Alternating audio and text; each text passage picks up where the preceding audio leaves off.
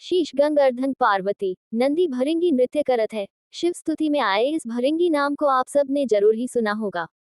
पौराणिक कथाओं के अनुसार ये एक ऋषि थे जो महादेव के परम भक्त थे, किंतु इनकी भक्ति कुछ ज्यादा ही कट्टर किस्म की थी। कट्टर से तात्पर्य है कि ये भगवान शिव की तो आराधना करते थे, किंतु बाकी भक्तों की भांति माता पार्वती को नहीं पूजते थे। उनकी भक्ति पवित्र और अदम्य थी, लेकिन वो माता पार्वती जी को हमेशा ही शिव से अलग समझते थे।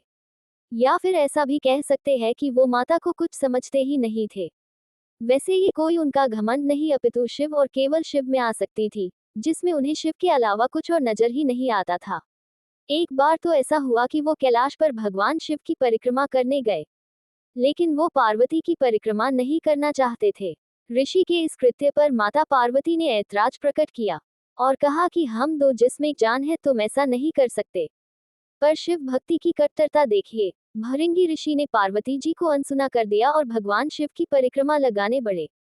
किंतु ऐसा देखकर माता पार्वती शिव से सटकर बैठ गई। इस किस्से में और नया मोड़ तब आता है जब भृंगी ने सर्प का रूप धरा और दोनों के बीच से होते हुए शिव की परिक्रमा देनी चाहिए। तब भगवान शिव ने माता पार्वती का साथ दिया और संसार में महादेव के अर्धनारीश्वर रूप का जन्म हुआ। अब भृंगी ऋषि क्या करते, किंतु गुस्से में आकर उन्होंने चूहे का रूप धारण किया और शिव और पार्वती को बीच से कुतरने लगे। ऋषि के इस कृत्य पर आदिशक्ति को क्रोध आया और उन्होंने भृंगी ऋषि को श्राप दिया कि जो शरीर तुम्हें अपनी मां से मिला है वो तत्काल प्रभाव से तुम्हारी देह छोड़ देगा।